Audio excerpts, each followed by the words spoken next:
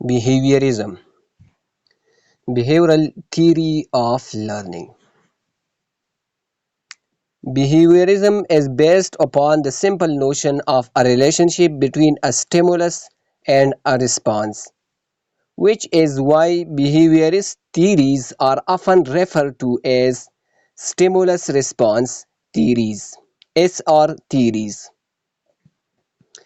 Behaviorism is a theory of learning focusing on observable behaviors and discounting any mental activity. Learning is defined simply as the acquisition of new behavior. Behaviorists call this method of learning conditioning.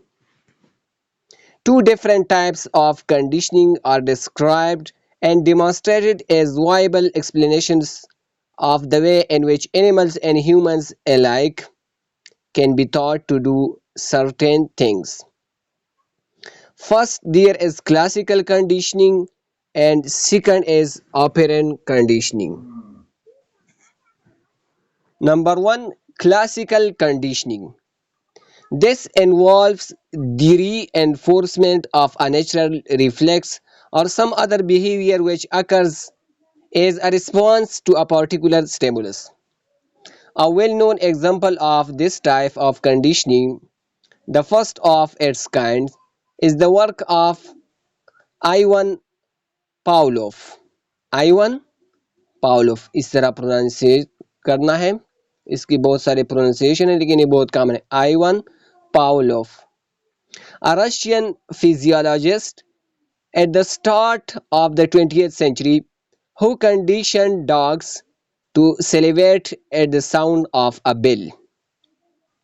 He noticed that dogs salivated when they ate or even saw food. In these initial experiments, he sounded a bell at the time when the food was presented to the dogs. The sound of the bell became, for the dogs, an indication that food was about to be presented, and eventually the dogs would salivate at the sound of the bell, irrespective of the presence of food. The dogs had been conditioned to respond to the sound of the bell by producing saliva. Their behavior had been successfully modified. We talked about conditioning and conditioned responses in a general way. Feelings of fear at the sound of the dentist's drill or at the sight of a syringe in preparation for an injection are examples of conditioned responses. Key terms used: Pavlov identified four stages in the process of his classical conditioning and what follows from the initial connection between stimulus and response: acquisition, extinction, generalization, and discrimination. Acquisition. The acquisition phase is the initial learning of the conditioned response. For example, the dog salivating at the sound of the bell. Extinction. Once learned, a conditioned response will not remain indefinitely. Extinction is used to describe the disappearance of the conditioned response brought about by repeatedly presenting the bell. For example, without then presenting food. Generalization. After a conditioned response to one stimulus has been learned, it may also respond to similar stimuli without further training. If a child is bitten by a dog, the child may fear not only that particular dog but all dogs. Discrimination. Discrimination is the opposite of generalization. An individual learns to produce a conditioned response to one stimulus but not to another similar stimulus. For example, a child may show a fear response to freely roaming dogs but may show no fear when a dog is on a lead. Or distrust Alsatians but not Jack Russell Terriers.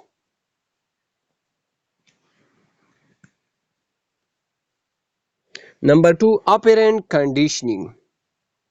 The second type of conditioning is operant conditioning. Operant conditioning is the most important type of behaviorist learning.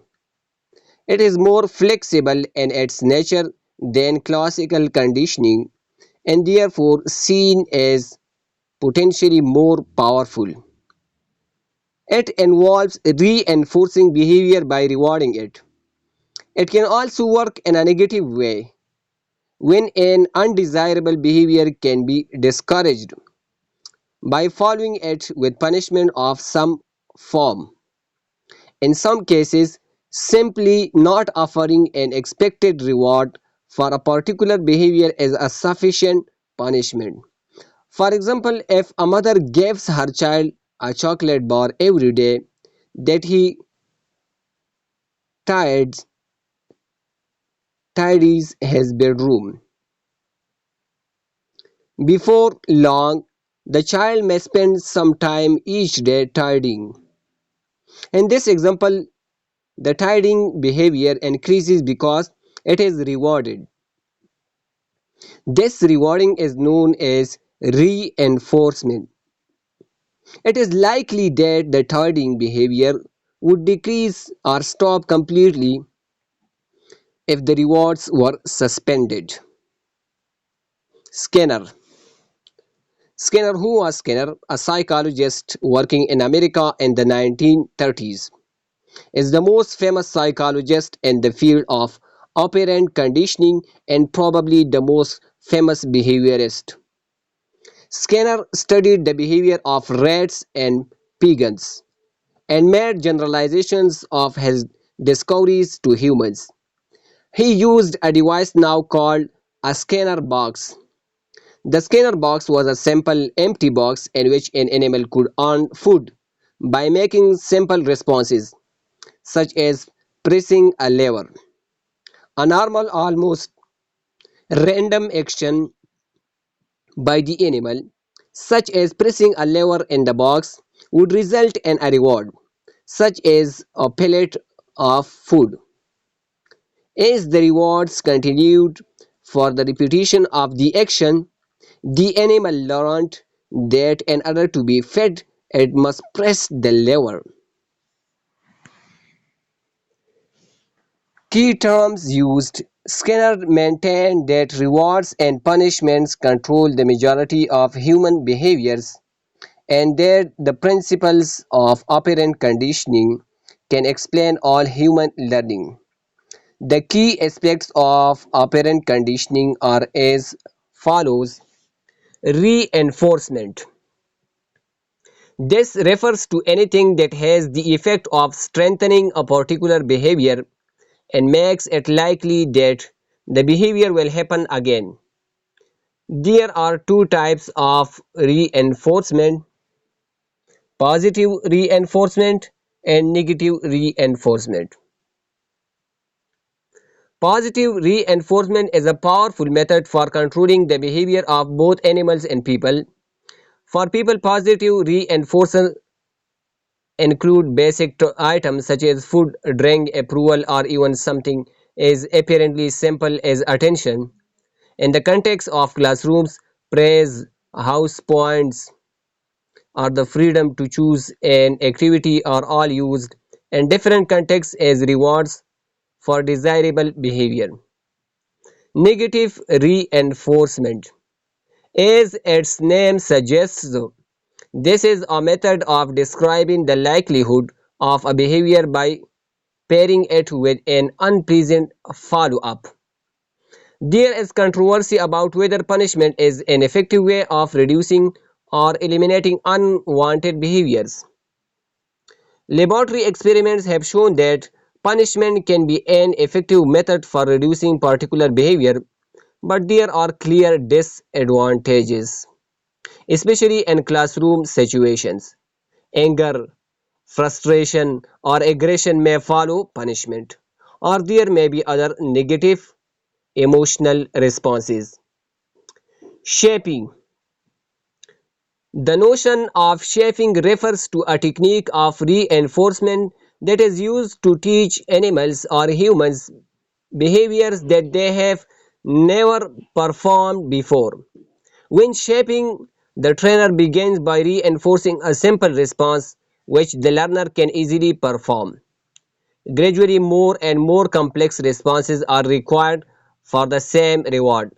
For example, to teach a rat to press an overhead lever, the trainer can first reward any upward head movement, then an upward movement of at least 3 centimeters, then 6 and so on until the lever is reached. Shaping has been used to teach children with severe mental difficulties to speak by first rewarding any sounds they make and then gradually only rewarding sounds that approximate to the words being taught. Animal trainers use shaping to teach animals. In classroom, shaping can be used to teach progressively complex skills and more obviously to ensure the desired behavior from children at such times as the end of the day, lining up for assembly and so on. When a teacher says something like, "Let's see which table is ready," it would not be unusual in many classrooms to witness many, if not all, of the children sitting up straight, with folded arms, having tidied away their belongings. Having tidied away their belongings. There is a place for learning in a classroom that relies on the principles of behaviorism.